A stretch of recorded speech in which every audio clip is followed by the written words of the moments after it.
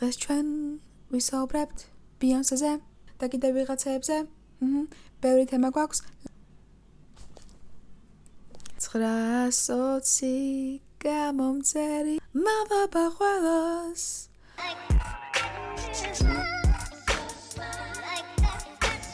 აქვე წავიკითხავ მოკლე ვიკიპედიურ აღწერას. ბიონსე არის ამერიკელი მომღერალი, სიმღერების ავტორი, პროდიუსერი, მსახიობი, ბიზნესმენი. ის დაიბადა 1991 წელს 4 სექტემბერს. რა ზოდიაქოა? ქალწული ხო? ჰიუსტონში, ტეხასის შტატში.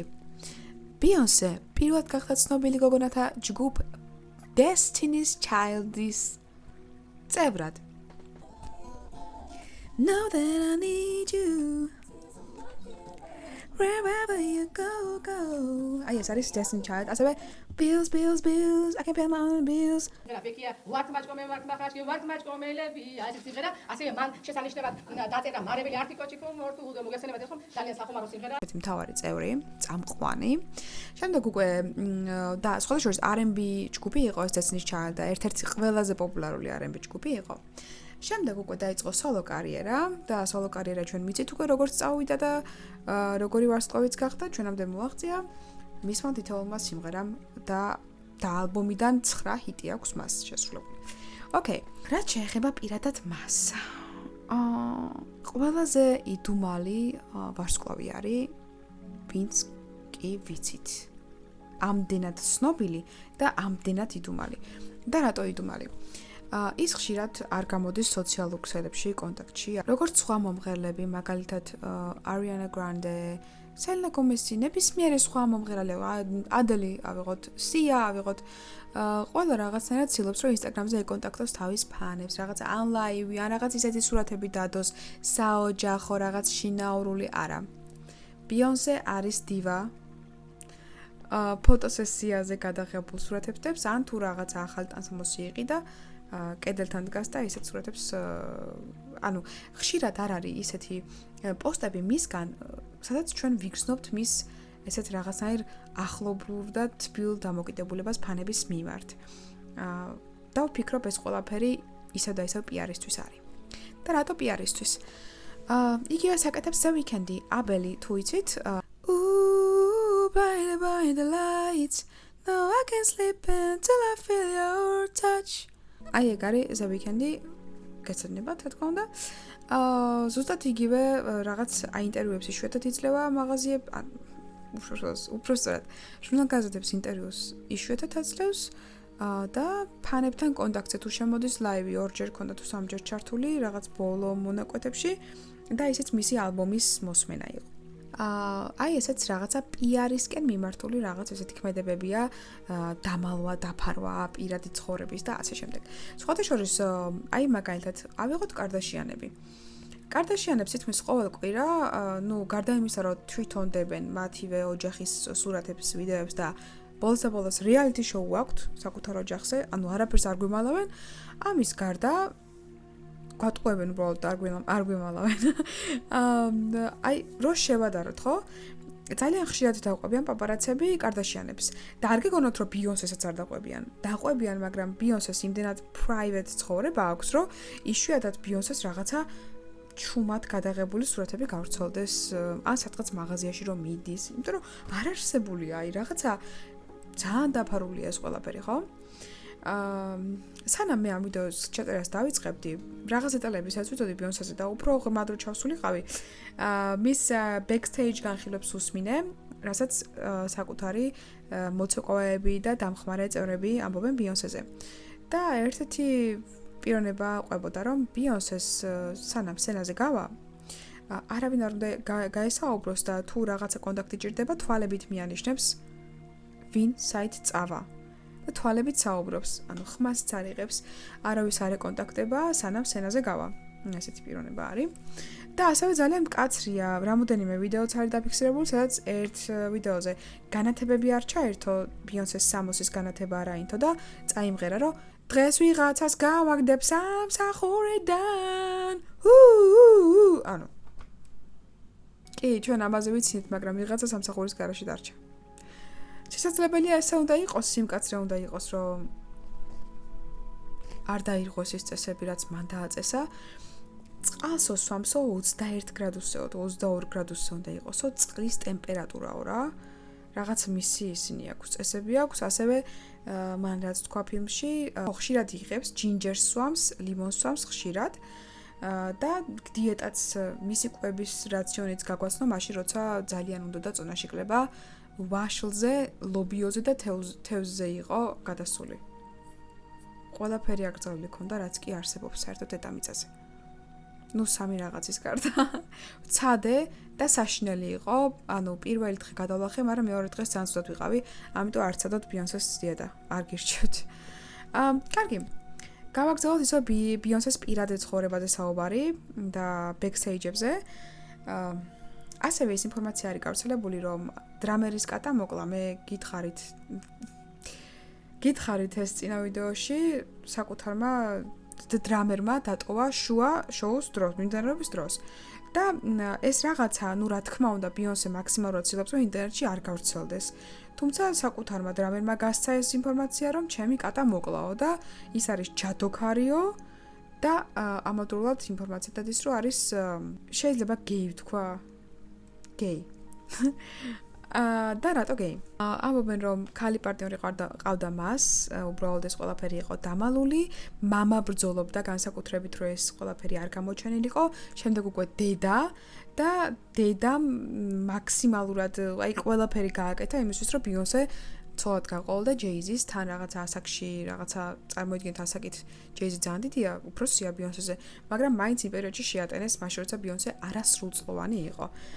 ნუ ამავდროულად სხვა ვიღაც ქალებთან მქონდა რაღაც ურთიერთობები, რომანები, რაც ასევე დაფარულია და საიდან ეს ინფორმაცია?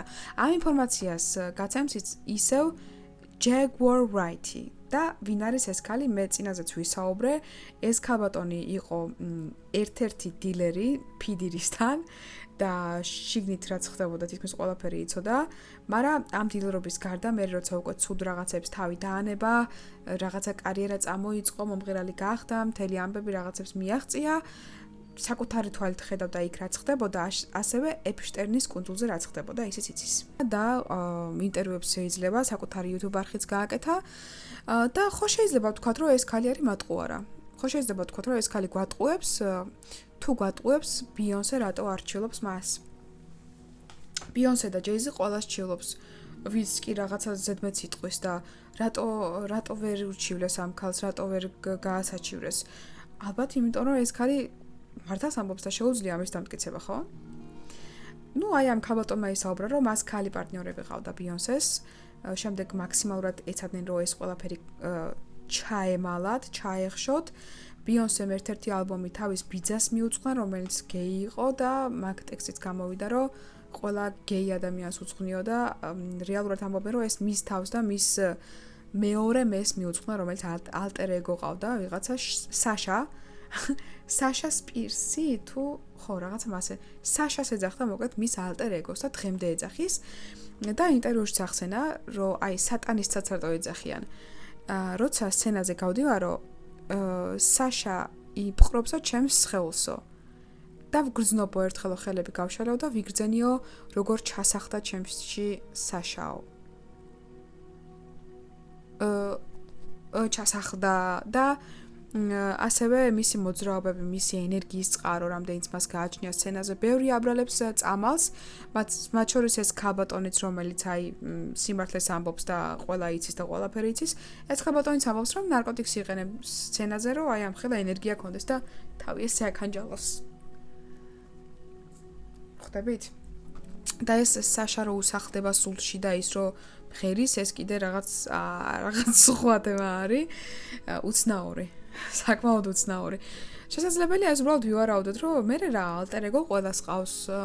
მეც ყავს ალტერ ეგო, მაგალითად მიშანდულაძე როა ხო იცით იმაში რა ქვია.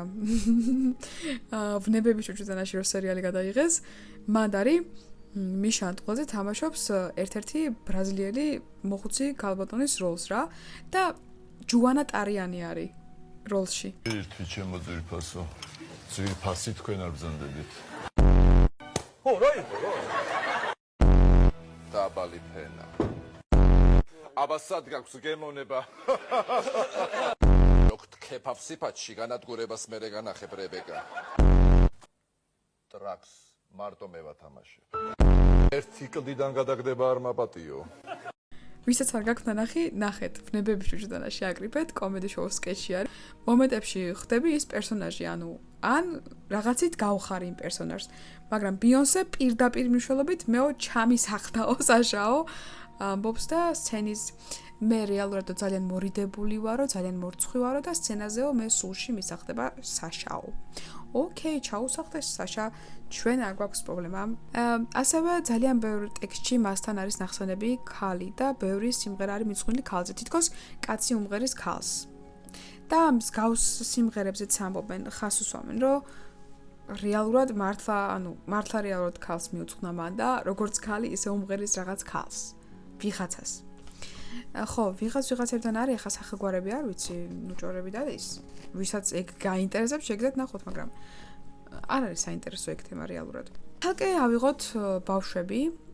პირველი ბავშვი, როცა ბიონსეს გაუჩნდა, ეს ბლუს შემდეგ უკვე იყო ორსულად ბიონსე და აი ამ მეორე ორსულობაზე რა არის, რატო შემოვიტანა ეს თემა.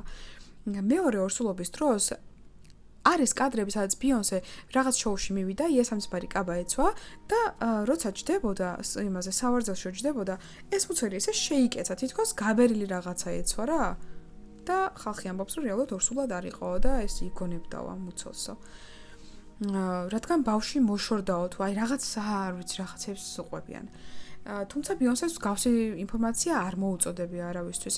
შემდეგ უკვე ეყოლა ორი ტყუპი ბავშვი და კეინ ვესტმა საშინელი რაღაცა გააკეთა, ამას მოგახსენებთ აუცილებლად. ბიონსეს ეყოლა ორი ტყუპი ბავშვი, ძალიან რთულად გადაიტანა მშობიარობა, როგორც თვითონ თქვა. სიკვდილს გადაურჩა და წარმოიდგინეთ მშობიარობიდან 2 თვეზე თუ 3 თვეზე უნდა გასულიყო სცენაზე კოვაჩელაზე უნდა ემხერა. და ძალიან ბევრი იშრომა, იმიტომ რომ წვნაშიც ძალიან მომატებული იყო. 20-25 კილო იყო მომატებული, 20 კილო იყო მომატებული. მაგიტო დაიწყო ის დიეტა მკაცრი. მას არავის არ ურჩევ. მოკლედ ეს ბავშვები წამოიზარდნენ, მაგრამ ბიონსე არასოდეს არ აჩვენებდა კამერებში ამ ორ ბავშვს. მხოლოდ აჩვენებდა ბლუს.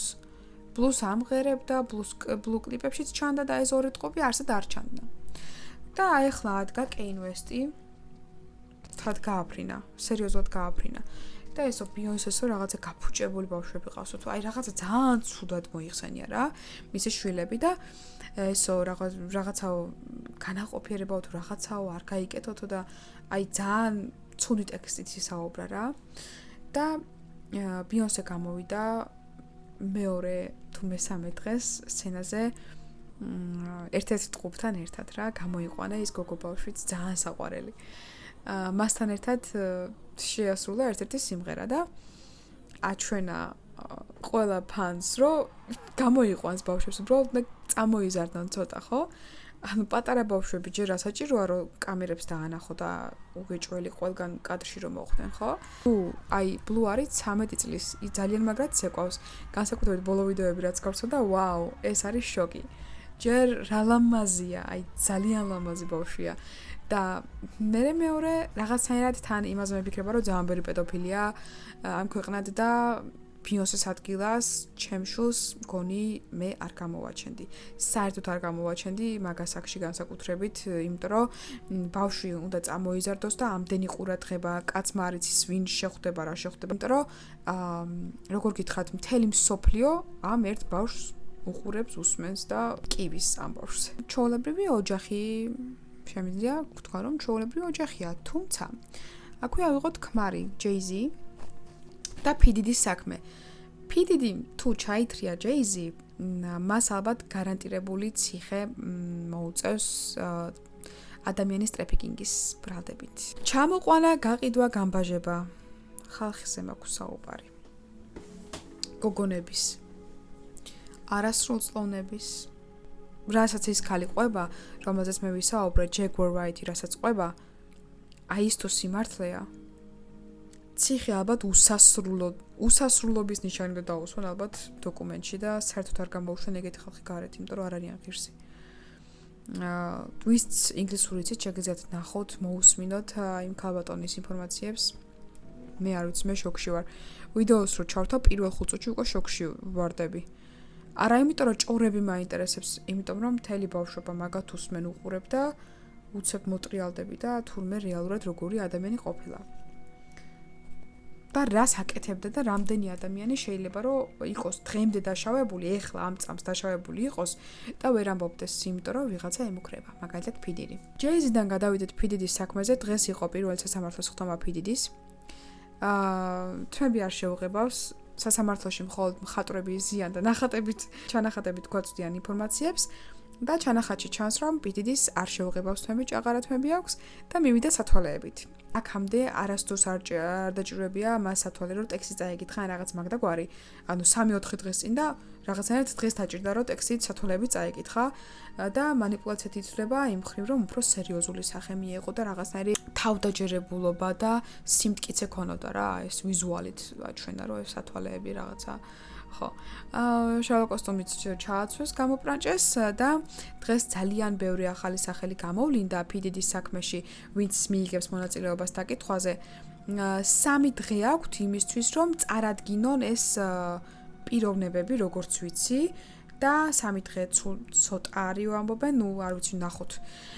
3 დღეში გვექნება თითქმის ყველა სახელი გვარი და უკვე შემდეგ დაიწყება განხილვები რა, ანუ სათითაოდ ყველა საქმეს განხილვები და ეს ადამიანების ჩამონათვალი რაც გვექნება სია, ის ხალხი ცალკე გამოვა სასამართლოზე დასაკითხად რა, სასამართლოზევე დაიკითხებიან. არ ვიცი ნახოთ რა იქნება, იმიტომ რომ ისეთი საზოგადოების ჩამონათვალი გაჟღერდა, რომლებიც ფიდიდისთან საკმაოდ ახლოს იყვნენ და ასევე ბრიტნი სპირსთან და კეისისთან ახლოს იყვნენ. ანუ ფიდიდის ცოლთან, ასევე გარდაცვლილ ცოლთან ვინც იყო ახლოს, ისინიც კი დაიკითხებიან და მე არ ვიცი, რაღაცა დატრიალდება. რაღაცა აშკარად დატრიალდება და წინ გველოდება მართლა საინტერესო სხდომები. კომენტარი დამიწერეს, Taylor Swift-ზე ისაუბრეო. და მინდა რაღაცა მოკლე აღწერა გავაკეთოთ Taylor Swift-ის. სიმღერების ავტორი, პროდიუსერი, მომღერალი, უკვე დაბადებული მილიონერი, რადგან მის ოჯახს საკმაოდ დიდი შემოსავალი ჰქონდა, როცა Taylor Swift-ი დაიბადა. და საკმაოდ მალევე გახდა პოპულარული რა. მცირე ასაკში, მცირეწლოვანი როცა იყო. country მუსიკას მღეროდა და წერდა.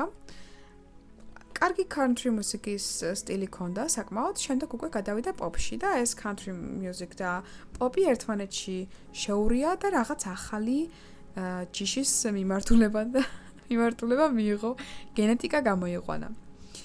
Taylor Swift არის ამერიკელი თეთრი გოგონა, ნაზი ხმით, ნაზი რომანტიკული სიმღერებით და არც ისე ნაზი ჭორებით, რაც მასე დადის და არის გავრცელებული. რადგან ის პიროვნება, ვისთანაც ახლა არის, პიროვნებას ყავდა ცოლი და დაშორდა ოჯახი დაანგრიაო Taylor Swift-ის გამო. ხო იცით ამერიკის ფეხბურთი როგორია? ხო, აი მაგისი მოთამაშე იყო ეს პიროვნება. ნუ ეხა ჩვენ ეგ არ ვიცით და მაგას ყურადღება არ მივაქციოთ. რატომ მომწონს Taylor Swift-ი როგორც ადამიანი, როგორც მომღერალი? სიმართლეს გეტყვით, რომ მე Taylor Swift-ის მსმენელი არ ვარ. Red წითელი რო აქვს სიმღერა, ეგ მომწონს. და კიდევ ერთ-ერთი სიმღერა იყო, რომ მომწონდა პატარაობაში უსმენდი. ძველი სიმღერა არის. ხო და ეხლა ახალი სიმღერები საერთოდ არ ვიცი მისი, უბრალოდ იმის თქვა მინდა, რომ ძალიან ბევრი ფანი ყავს, კულტია. Taylor Swift-ის ფანებს აქვს საკუთარი კულტი. ზეპირად რო იციან სიმღერების გამოშვების თარიღი, ყველა ლირიქსი, რაც კი აქვს ტექსტების სიმღერების, ყველაფერი, ან Taylor-ი სად შედის ტუალეტში, ისიც იციან რა, აი გიჟი ფანები ყავს. და აი ვიღაცამ რაღაცა რო Taylor-ზე თქვას, ცუდი არა, ნუ ოდნავ ცუდი რაღაცა რო თქვას, საშინელება ელოდება, იმიტომ რომ Taylor Swift-ს გიჟი ფანები ყავს. იმდენად იცავენ და მე მესმის რატომაც იცავენ, იმიტომ რომ Taylor-ი მაქსიმალურად ცდილობს მთელი მისი კარიერის განმავლობაში, სულ თავისი ფანების ასაკიდან გამომდინარე, იმოძრაოს, იმღეროს, ისეთი ტექსტი შეარჩიოს, რაც იმ ასაკს მოუხდება და იმ ასაკზე მაქვს საუბარი, როცა გარდატეხის ასაკში არიან გოგოები. ისეთი სიმღერები აქვს ბავშვებიც რო უსმენენ და არ არის რაღაც გარყვნილება და ვერ ხედავთ ისეთ სცენებს, როგორიც საბრინასთან გვაქვს მაგალითად. საბრინამ გენგბენგი მოაწყო პარიზის ერთ-ერთ სცენაზე, რასაც მოყვა ცუდი გამოხმაურება, იმიტომ რომ ბავშვები ესწრებოდნენ კონცერტს და იყო საშინელება. მე პირადად არ მომეწონა და ანუ გოგო არის ულამაზესი, სიმღერები აქვს ძალიან კარგი და უცებ დგება და აი ამ ზედმეტად სექსუალურ რაღაცებს დგამს, ანუ რა საჭიროა? ეს ვითო ჩრდილის ქვეშ და ვითო ფარდა გადაწეული, აი არანაირად არ არის საჭირო მსგავსი სცენები დადგა, მით უმეტეს თუ ციაწლოვანი გოგონები გიყურებენ და გბაძავენ, იმიტომ რომ აქ პერიოდში ანუ ჩემს ბავშვობაშიც იყო ესეთი რაღაცა ხანმოკლე პერიოდი, გოგონები ბაძავდნენ მათ კუმირებს. ეს იქნებოდა რა ვიცი, ვინავი იყო? სელინა გომესი, მაილი საირუსი, აი ესეთ ხალხს ბაძავდნენ რა და ეხლა წარმოვიდგენია, აი ხარ 14-15 წლის ან 13 წლის, უყურებ საბრინას აურა მაგარია რაღაცა და მსგავსად იცვენ, მსგავსად იქცევი. ნუ, damn, I don't like it. No. ლედი გაგას არ ჭირდება სატანისტური სცენები და ამ გოგოს არ ჭირდება საწოლის სცენები. და რაღაცა ანუ რაღაცნაირად ამაზრზენია. საერთოდ არ ვარ ხა მე ძალიან ტრადიციული ქალი, რაღაც სტადიებში გადაჭრილი და რაღაცა რო ქალს არ უნდა ეცოს მოკლე, ამას არ ვამბობ. უბრალოდ ის სცენები რაც იგიდგმება, არის საშინელი. და მაგ სცენებისთვის ცალკე საიტი არსებობს, სადაც იქ უნდა ატვირთოს და არ მომწონს. ოკეი. დავანებოთ საბრინას თავი. ტეილორზე ვსაუბრობდით. აი, ეგ განსხვავება არის ტეილორსა და საბრინას შორის, რადგან რეალურად ორივეს ერთი ასაკის მაყურებელი ყავს და ტეილორი მაქსიმალურად ცდილობს, რომ იმ ასაკთან შედარებით შეინარჩუნოს, როგორც ჩაცმულობა, როგორც სიტყვები, ტექსტები, მოძრაობები, ფანებთან საუბარი, კომუნიკაცია. აი, საბრინასგან განსხვავებით ძალიან მოწესრიგებული და დალაგებული აქვს და ალბათ იმიტომ არის ერთ-ერთი ყველაზე მდიდარი მომღერალი ახლა ტეილორ სვიფტი. ძალიან ბევრი ცხოველი ყავს, ზაღლები ყავს და კატები ყავს, როგორც ვიცი ტეილორს ძალიან ბევრი. და თავშესაფარსაც ხშირად სტუმრობს და თანხას რიცხავს, ძალიან დიდ თანხებს რიცხავს ცხოველთა თავშესაფარში, ასაც ვაფასებ. That's good. That's good. ტეილორს კეინვესტმა გული გაუტეხა. იმითი რომ სცენაზე აუვარდა და ყველამ ვიცით. და რატომღაც გვეგონა რომ ყველაფერი დაალაგდებოდა, ტეილორი რა თქმა უნდა მას აპატია და ტეილორმა აპატია კიდეც ეგ საქციელი და უცებ კეინვესტი მოbrunდა და უარესი დაამატა და ყველას შეაზისხა მისი თავი სამწუხაროდ. აი როგორი თემებზე გადახტომა გამოგდის, სათაურებსაც კი ვერ დავაწერ ვიდეოს, იმდენად ბევრ თემაზე ვსაუბრობ ერთი რაღაციდან და აი ბიონსთან დავიწყეთ, უცებ კეინვესტი ტეილორ სვიფტის საბრინა. ტეილორი საბრინას მირჩენია ტეილორი. პირადად. რომელს მოусმენ? არც ერთს. რომელს უსმენ? არც ერთს. მაგრამ მე რახან არ უსმენ, ეს იმას არნიშნავს, რომ მე ვერ ვიტან ან რაღაცა ზიზღი მაქვს, არა, უბრალოდ არ უსმენ, მორჩა. სხვა სტილის მუსიკა მომწონს, არ მომწონს აქციის მუსიკა. R&B და რეპი უფრო მიზიდავს. თუ გაინტერესებთ. ცოტა დროა გასული, რაც წინა ვიდეო დავდე და იმედია გიხარიათ. ბიონსეს ფანი ვარ და ფანი ალბათ ვიქნები ყოველთვის. ოღონდ ისეთი ფანი არა, რომელიც იკილებს და ესეც ნახსენები მაქვს, მაგრამ Dangerously in Love-ს რო ბიონსე იმღერებს ჩემს წინაშე, აი მან შეიძლება რომ რაღაცნაირი პანიკური შეტევა დამეწყოს, რადგან ჰოლივუდის ხო რაღაცო სექტაში არისო ბიონსე გაწევრიანებულიო და სექტა სიმართლე გითხრათ, აი რაღაცნაირად მჯერა. თითქოს მართლა აქვთ რაღაც სექტები. თქვენ გჯერათ? აი არ ფიქრობთ, რომ სადღაც არის ადგილი, სადაც იკრიბებიან ეს ბიონსე, რიანა, ჯასტინ ტიმბერლეიკი რა შუაშია და Justin Bieber-ი. აი ეს ხალხი სადღაც იკრიბება და რაღაცა შეხვედრებს და რაღაცებს განიხილავ. არ გიჯერათ ეგეთი რაღაცის. აი მე რატომღაც მაქვს ეგეთი ფიქრები, რომ თითქოს მართლა სადღაც იკრიბებიან. იდკ. ეს იყო ჩემი რაღაც ინფორმაციების, საინფორმაციო ნაწილი, რაც დღეს მინდოდა რომ გადმომეცე თქვენთვის. Baby it's you, you're the one I love, you're the one I need. მიყვარხართ. მიყვარძართ. კარგად იყავით. ძალიან კარგად იყავით. ახალი ვიდეოების თემები და მიწერეთ კომენტარებში. გთხოვთ. He's a man that makes me, that takes me, that leaves me, that does me, to feed it beyond. But me, to your arm, say I'm the one you want. If you don't, you'll be alone. Like a ghost, I'll be gone.